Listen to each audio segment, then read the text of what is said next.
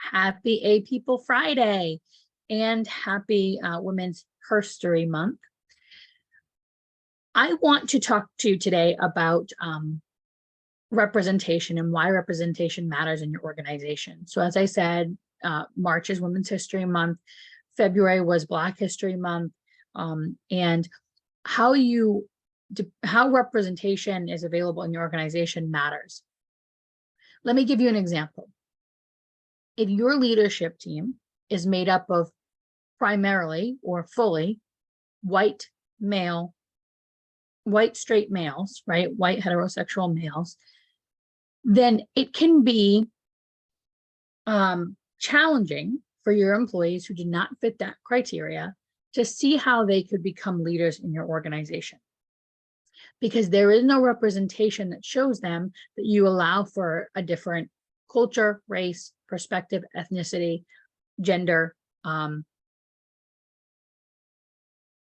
anything like that in terms of, leadership in your organization, right? So building in succession plans where we're stripping away that unconscious bias of promoting people that look or think or act like we do, and focusing on succession planning that is fair and equitable. And so again, taking a look at your organization, are primarily the leadership roles stereotypically, women? So let me give you an example. So is the chief administrative officer a woman or a female?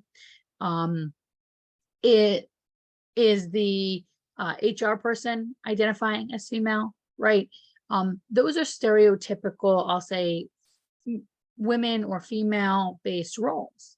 And so in that sense, right, are those the only roles in your organization that there is any female representation in leadership? Are there any female representation in leadership at all? I've been on a number of websites recently, and I go to the leadership team and it's all white males. And I look at it from the other perspective of the employees is, if I am not a white male, how do I fit into this organization? Will they see me as a potential, future successor in leadership? So as I said, representation matters. What we see before us can sometimes depict how we fit within the culture. That's true for your employees in many cases as well. So I encourage you that on this A People Friday to figure out a way to build your succession planning so that your employees know that there is room available for them in management and leadership, regardless of what your leadership team currently looks like. If you're a company that's heavily, white male based leadership team, then you need to create a succession plan and help those individuals that can see that to understand what the succession plan looks like for people of different races, ethnicities, genders, gender identity, etc. So I encourage you to go out and put in the work. Take a look at your organization, how it's built, fundamentally. How are different groups represented in your organization? Who are the managers? Who are the supervisors? Who are the leaders?